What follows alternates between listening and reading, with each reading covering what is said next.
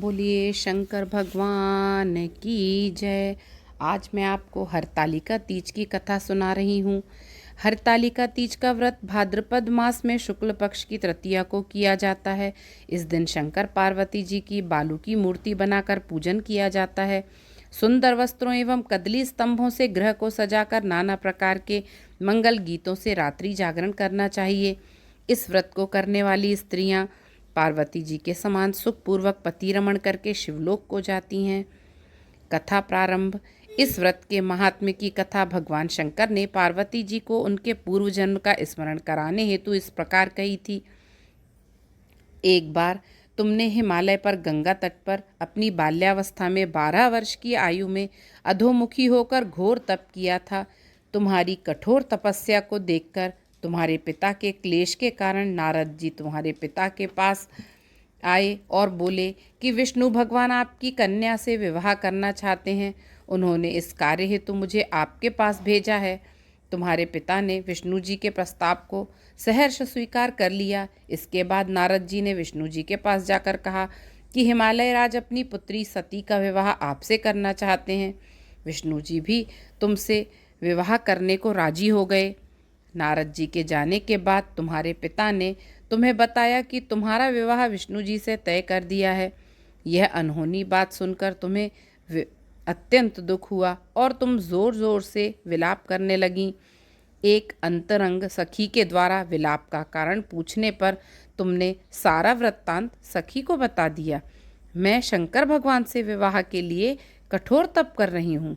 उधर हमारे पिताश्री विष्णु जी के साथ मेरा संबंध करना चाहते हैं। क्या तुम मेरी सहायता करोगी? नहीं तो मैं अपने प्राण त्याग दूंगी। तुम्हारी सखी बड़ी दूरदर्शी थी। वह तुम्हें एक घनघोर जंगल में ले गई।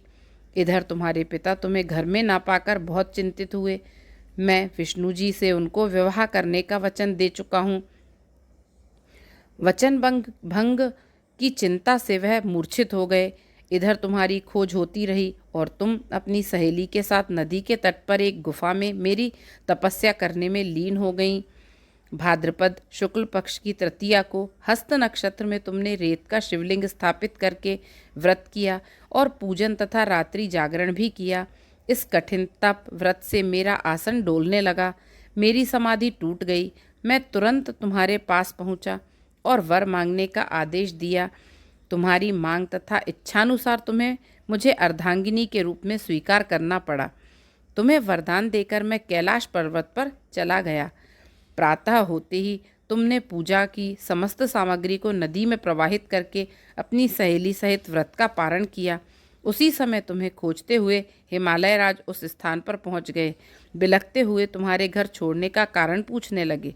तब तुमने उन्हें बताया कि मैं शंकर भगवान को पति रूप में वरण कर चुकी हूँ, परंतु आप मेरा विवाह विष्णु जी से करना चाहते हैं। इसीलिए मुझे घर छोड़कर आना पड़ा।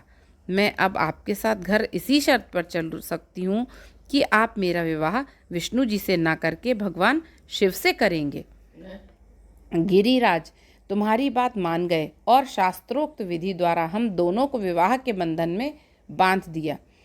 इस व्रत को हरतालिका इसलिए कहते हैं कि पार्वती जी की सखी उसे पिता के घर से हर कर घनघोर जंगल में ले गई थी। हरत अर्थात हरण करना और आलिका अर्थात सखी सहेली। हरतालिका शंकर जी ने पार्वती जी से यह भी बताया कि जो स्त्री इस व्रत को परम श्रद्धा से करेगी उसे तुम्हारे समान ही अचल सुहाग प्राप्त होगा। बोलिए शंकर भगवान की जय। पार्वती माता की जय।